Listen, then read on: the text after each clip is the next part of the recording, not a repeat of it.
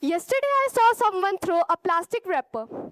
Not on the ground, not in the dustbin, just next to it.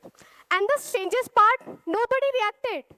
Not because they didn't care, but because it felt normal. And that's when it hit me. The future does not collapse in one dramatic moment. It erodes quietly through what we stop questioning.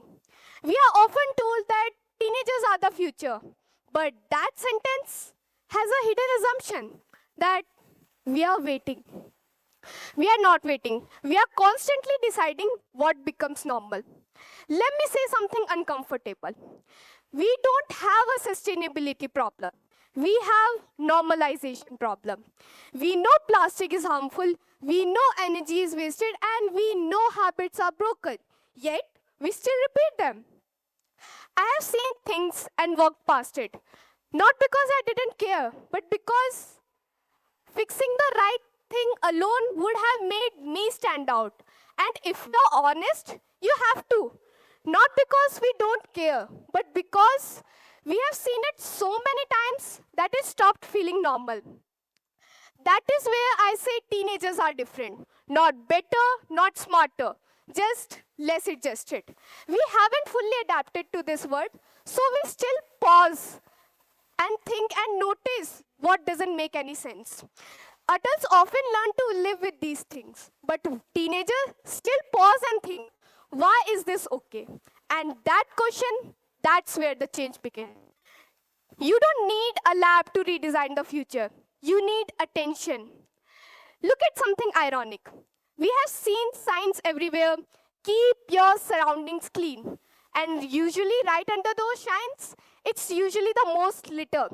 No one planned that contradiction, but every single person who walks past it maintains it. We like to blame the system, but most of the time, we are the system. And the system doesn't change when people complain about them. They change when people stop cooperating with what's broken. Most of them ignore things because they aren't lazy. They ignore them because doing the right thing alone feels more uncomfortable than doing the wrong thing together. That's where I say teenagers, the silent designers. Because we are not always inventing products, we are not always leading movements, but we are constantly deciding what feels okay, what gets ignored, and what becomes normal. And when something becomes normal, it becomes powerful. Let me be honest for a second. I have ignored things too. Not because it was easier, because no one else reacted, because no one is comfortable. And the world doesn't get broken because people don't care. It gets broken because people adapt. The future won't be decided by one policy, one invention, or one speech like this. It would be decided by millions of small moments. A wrapper picked up, a light turned off, or a wrapper in the dustbin, or a habit questioned instead of copied. Individually, these moments feel small. Repeated, they become culture.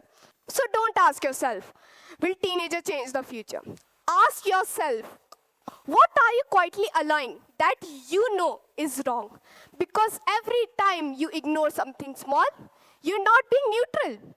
You're practicing acceptance. So whenever you see a wrap, something small, a wrapper, a switch, or a habit, don't just notice it. Interrupt it. Because people who redesign the world aren't the loudest. They are the one who refuse to adjust with what shouldn't exist. So the future isn't built by big decision. It is built or broken by what you choose to ignore when no one is watching. That's a choice. That's a design. Thank you.